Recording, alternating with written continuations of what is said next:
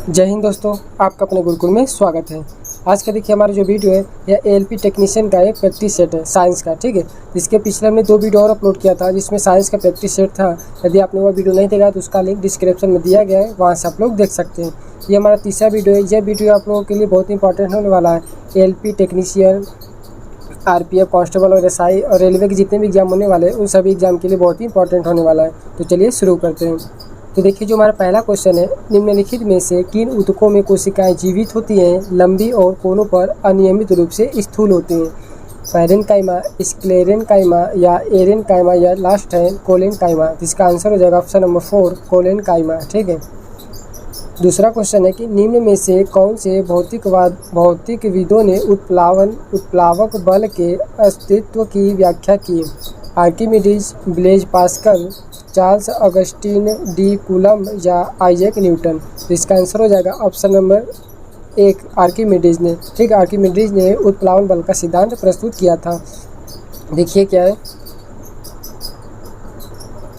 Archimedes के सिद्धांत का उपयोग किया गया है कि द्रव का घनत्व ज्ञात करने में, वस्तु का घनत्व ज्ञात करने में, आपेक्षिक घनत्व ज्ञात करने में और द्रव में दाब संबंधित नियम पास्कल ने दिया था। ठीक है, आर्किमिडीज के सिद्धांत का उपयोग देखिए 3 जगह ज़्यादातर करते हैं। द्रव का घनत्व ज्ञात करने में, वस्तु का घनत्व ज्ञात करने में, आपेक्षिक घनत्व ज्ञात करने में। और इसमें एक और पॉइंट हमारा देखिए कि द्रव में जो दाब संबंधित नियम था वो किसने दिया था? पास्कल ने दिया था। देखिए जो तीसरा हमारा है, तीसरा जो क्वेश्चन है, देखिए निम्न में से कौन सी एक सतही घटना है? उबलना, पिघलना या वाष्पीकरण या जमना। तो ऑप्शन नंबर इसका 3 यानी कि तीसरा ऑप्शन सही हो जाएगा। वाष्पीकरण जो होता है एक सतही घटना होता है। देखिए चौथा क्वेश्चन है कि अपच का इलाज करने के लिए किस प्रकार का दवा का प्रयोग किया जाता है? सल्फा दवा, एंटीहिस्टामिन, एंटीबायोटिक या एंटासिड। ठीक है, इसका ऑप्शन है क्या? ऑप्शन नंबर 4 इसका सही हो जाएगा। एनाल्जेसिक औषधियों का उपयोग दर्द को दूर करने में किया जाता है, जैसे एस्प्रिन। ठीक है, यानी कि पेट की अपच के लिए किसका उपयोग किया जाता है? एंटासिड का उपयोग किया जाता है। देखिए जो 5वां सवाल है, किसके अनुरूप स्थितिज ऊर्जा की वृद्धि होती है? घर्षण के समय, द्रव्यमान या गति, स्पीड। तो ऑप्शन नंबर 4 इसका सही हो जाएगा। किसके अनुरूप होती है? गति के।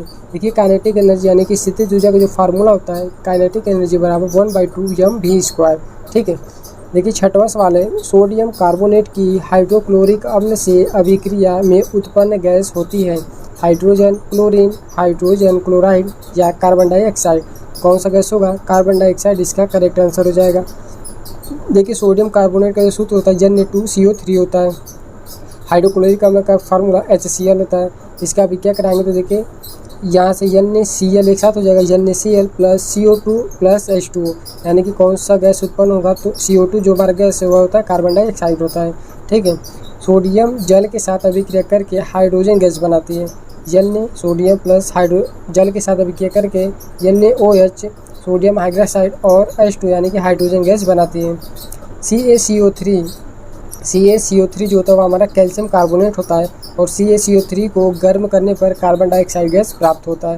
तो इस सवाल का जो हमारा आंसर हो जाएगा कार्बन डाइऑक्साइड करेक्ट आंसर हो जाएगा। देखिए अगला सवाल है 7वां, बेंजीन में सिग्मा और पाई आबंध की संख्या कितनी होती है? 12 और 3, 3 और 3, 6 और 3 या 9 और 3। तो आंसर हो जाएगा हमारा 12 और 3, यानी कि 12 सिग्मा होगा और 3 क्या होगा? पाई होगा।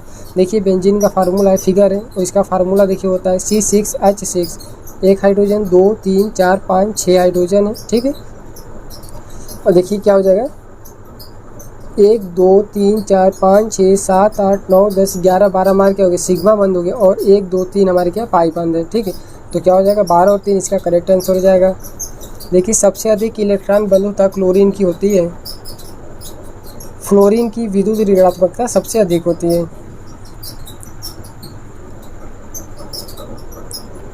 देखिए 8वां जो क्वेश्चन है, अमीबा में किस प्रकार का अलैंगिक प्रजनन होता है? तो अमीबा में बीजाणु गठन या बाइनरी विखंडन, वनस्पति वंशवृद्धि या बर्डिंग। तो अमीबा में बाइनरी विखंडन द्वारा अलैंगिक प्रजनन होता है।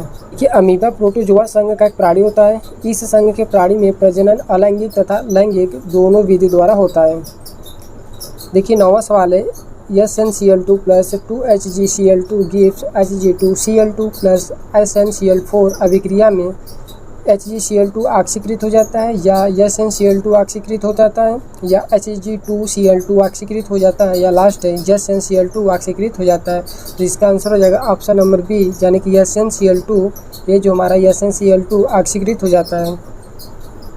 देखिए, किसी परमाणु अणु या आयन से इलेक्ट्रॉनों का निकलना ऑक्सीकरण कहलाता है। ठीक है, किसी परमाणु अणु या आयन से इलेक्ट्रॉनों का निकलना ऑक्सीकरण कहलाता है। देखिए 10वां जो सवाल हमारा है कि प्रकाश संश्लेषण के दौरान बने उत्पाद कौन से हैं? ग्लूकोज, जल और ऑक्सीजन, स्टार्च और ऑक्सीजन, ग्लूकोज और ऑक्सीजन या स्टार्च, जल और ऑक्सीजन। तो प्रकाश संश्लेषण के दौरान जो हमारा उत्पाद बनता है वो होता है ग्लूकोज और ऑक्सीजन होता है। ठीक है, क्या होता है? ग्लूकोज और ऑक्सीजन। देखिए CO2 प्लस H2O प्रकाश की उपस्थिति रहेगा, यानी सनलाइट, क्लोरोफिल, तो हमारा क्या बनेगा? ग्लूकोज C6H12O6, ये ग्लूकोज का फार्मूला होता है, प्लस O2 यानी कि ऑक्सीजन। ठीक है, ये हमारा उत्पाद बनेगा। तो ऑप्शन नंबर 3 इसका करेक्ट हो जाएगा, ग्लूकोज और ऑक्सीजन। देखिए 11वां जो हमारा क्वेश्चन है, 10 ओम के 2 समान प्रतिरोधक समांतर क्रम में जुड़े हैं। यह संयोजन 10 ओम के तीसरे प्रतिरोध से श्रेणी क्रम में जोड़ा जाता है। संयोजन का समकक्ष प्रतिरोध के बराबर होगा, यानी कि संयोजन का समकक्ष प्रतिरोध, टोटल रेजिस्टेंस कितना आएगा वो हमको बताना है। 30 ओम, 5, 15 या 10। देखिए इसको हल करेंगे तो देखिए क्या है कि सबसे पहले क्या दिया है, 10 ओम के 2 समान प्रतिरोध समांतर क्रम में जुड़े हैं, यानी कि देखिए 10 ओम का ये है, 1 और 2 प्रतिरोध समांतर क्रम में जुड़े हैं। और उसके बाद बोला है कि संयोजन के बाद 10 ओम के तीसरे प्रतिरोध से श्रेणी क्रम में जुड़ा, और ये दोनों क्या तीसरे के साथ श्रेणी क्रम में जुड़े हैं, वो भी 10 ओम का है। तो देखिए फिगर हो गया, तो R1 और R2 हमारा समांतर क्रम में जुड़ा है। समांतर क्रम में तो 1/R12 बराबर क्या हो जाएगा? 1/R1 plus 1/R2। तो 1/R1 यानी 10 प्लस 1/R2 यानी 10, इक्वल करेंगे तो 1/1R2, यानी कि इनका जो टोटल रेजिस्टेंस आएगा वो कितना आएगा? 5 ओम आएगा। तो इनका 5 ओम और ये 10 ओम, ये क्या है? समांतर श्रेणी में, ये श्रेणी क्रम में हो जाएंगे। तो R12 यानी कि इनका प्रतिरोध प्लस R3, 5 प्लस 10 श्रेणी क्रम में, तो कितना हो जाएगा? टोटल 15 ओम, यानी कि ऑप्शन नंबर जो सी हमारा वो करेक्ट आंसर हो जाएगा। ठीक है, देखिए 12 नंबर क्वेश्चन है, हीरे के कार्बन परमाणु के बाहरी कोश में मुक्त इलेक्ट्रॉनों की संख्या कितनी है? 0, 2, 4, 3। तो कितना हो जाएगा? 0 हो जाएगा। ठीक है, यानी कि हीरे के कार्बन परमाणु के बाहरी कोश में मुक्त इलेक्ट्रॉन कितने होते हैं? 0 होते हैं। अगला क्वेश्चन है, यदि किसी सुधारात्मक लेंस की शक्ति +2 डायोप्टर है तो यह क्या है? देखिए प्लस में है, यानी कि शक्ति का जो मात्रक होता है डायोप्टर होता है, और ये प्लस में आएगा तो उत्तल लेंस होता है, और माइनस में होता है तो अवतल लेंस होता है। देखिए यानी कि फोकस दूरी, देखिए उत्तल लेंस का क्या होता है? धनात्मक होता है, और इसकी क्षमता भी क्या होती है? धनात्मक होती है। फोकस दूरी अवतल लेंस का देखिए ऋणात्मक होता है, और क्षमता भी इसकी ऋणात्मक होती है। फोकस दूरी समतल लेंस रह गया तो क्या हो जाएगा? उसका अनंत हो जाता है। लेंस की क्षमता का मात्रक डायोप्टर होता है। ठीक है, क्या होता है? लेंस की क्षमता का मात्रक डायोप्टर होता है। देखिए अगला जो सवाल हमारा है 14 नंबर, सौर ऊर्जा पवन ऊर्जा की तुलना में अधिक शक्ति उत्पन्न करती है। कभी कभी, हमेशा, कभी नहीं या अक्सर। तो क्या हो जाएगा इसका आंसर? कभी कभी। ठीक है, कभी कभी। तो हो जाएगा क्या? सौर ऊर्जा में फोटोवोल्टिक प्रभाव द्वारा बिजली उत्पन्न किया जाता है। पवन ऊर्जा 24 घंटे ऊर्जा का उत्पादन कर सकती है, जबकि सौर ऊर्जा केवल दिन के समय में ही ऊर्जा उत्पादन कर सकती है। पवन ऊर्जा के उत्पादन के लिए टरबाइन तथा सौर ऊर्जा के उत्पादन के लिए सौर पैनल की आवश्यकता होती है। देखिए 15 नंबर जो क्वेश्चन है, क्रॉस परागण के लिए निम्नलिखित में से कौन सा परागण के कारण नहीं होता है? जल, जानवर, वायु या पौधे?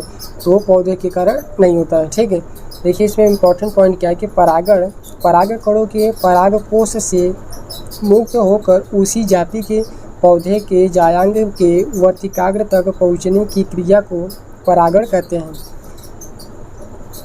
जब परागण की क्रिया वायु द्वारा होता है तो ऐसे परागण को कीट परागण कहते हैं। जब परागण की क्रिया जल द्वारा होता है तो ऐसे परागण को हाइड्रोफिलिस कहते हैं। जब परागण पक्षी द्वारा होता है तो ऑर्निथोफिली कहते हैं। ठीक है, 16 नंबर क्वेश्चन है, कौन सा डाबरिनर त्रिक का तीसरा सदस्य है जिसमें लिथियम, सोडियम भी शामिल होते हैं? पहला पोटेशियम, बोरॉन, बेरियम या हाइड्रोजन, तो क्या हो जाएगा पोटेशियम। ठीक है, देखिए क्या इसका त्रिक का नियम जो होता है, डोबे नियम का त्रिक सिद्धांत यह बोलता है कि इसमें 3 तत्व लेंगे हम और उसमें से पहला और तीसरे तत्व का जो परमाणु भार का औसत होगा वह दूसरे यानी कि बीच वाले के परमाणु भार के लगभग बराबर होता है। ठीक है, तो देखिए क्या हो जाएगा, लिथियम, सोडियम और पोटेशियम। तो इसका देखिए लिथियम का परमाणु भार कितना होता है 7, पोटेशियम 39, सोडियम का 23। तो सोडियम n बराबर क्या हो जाएगा, लिथियम और पोटेशियम का औसत। लिथियम का देखिए क्या 7 प्लस पोटेशियम 39 बट्टे क्या हो जाएगा 2 हो जाएगा। तो इन दोनों को हल करेंगे तो क्या हो जाएगा 46 बट्टे 2 यानी कि 23 आ जाएगा। तो सोडियम का देखिए परमाणु भार कितना 23 है। ठीक है, तो ये था हमारा डॉबर्नियर का त्रिक सिद्धांत है। इसमें देखिए 1 2 3 4 दिए हैं, यानी कि सबका त्रिक जो है इसको याद कर लीजिएगा। Chlorine, Br, iodine, lithium, sodium, potassium, इस तरह से आप चारों को याद कर लीजिए। ठीक है, देखिए अगला सवाल है, विद्युत रोधियों की प्रतिरोधकता कितनी होती है? 10⁻6 ओम मीटर से 10⁸8 ओम मीटर, या 10⁻12 ओम मीटर से 10⁻17 ओम मीटर, 10⁻8 ओम मीटर से 10⁻6 ओम मीटर, या फिर 10⁻12 ओम मीटर से 10⁻17 ओम मीटर। तो विद्युत रोधियों की जो प्रतिरोधकता होती है वह होती है 10⁻12 ओम मीटर से 10⁻17 ओम मीटर होता है। देखिए चालक की जो प्रतिरोधकता होती है कितनी होती है 10⁻−2 ओम मीटर से 10⁻8 ओम मीटर होता है। अर्धचालक की प्रतिरोधकता 10⁻5 ओम मीटर से 10⁻6 ओम मीटर होता है। सबसे कम प्रतिरोध चांदी का होता है, इसलिए चांदी विद्युत का सबसे अच्छा चालक होता है। सबसे कम प्रतिरोध चांदी का होता है। ठीक है, और ये चांदी विद्युत का सबसे अच्छा चालक होता है। एक वक्री दर्पण जिसमें परावर्तन सतह अंदर की ओर वक्री होता है उसे क्या कहते हैं, अवतल दर्पण कहते हैं। अवतल दर्पण को अभिसारी दर्पण भी कहते हैं।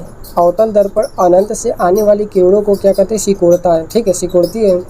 जिस गोली दर्पण का परावर्तक सतह उभरा रहता है उसे उत्तल दर्पण कहते हैं। उत्तल दर्पण को अपसारी दर्पण भी कहते हैं। दर्पण का देखिए फार्मूला होता है 1/f बराबर 1/μ प्लस 1/v। जब क्या होता है फोकस दूरी, u क्या होता है, u दर्पण से वस्तु की दूरी, और v क्या होता है दर्पण से प्रतिबिंब की दूरी होता है। तो देखिए ये था क्या हमारा 18 साइंस के इंपॉर्टेंट क्वेश्चन थे। इसमें फिजिक्स, बायो और केमिस्ट्री तीनों सब्जेक्ट से मिला के ये 18 क्वेश्चन था साइंस का प्रैक्टिस है। और ये 2018 में एलपी का जो 2018 में पेपर हुआ था लोको पायलट, उसमें पूछा गया सवाल था सभी।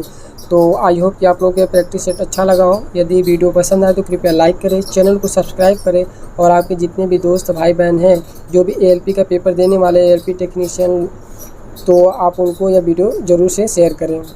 Thank you.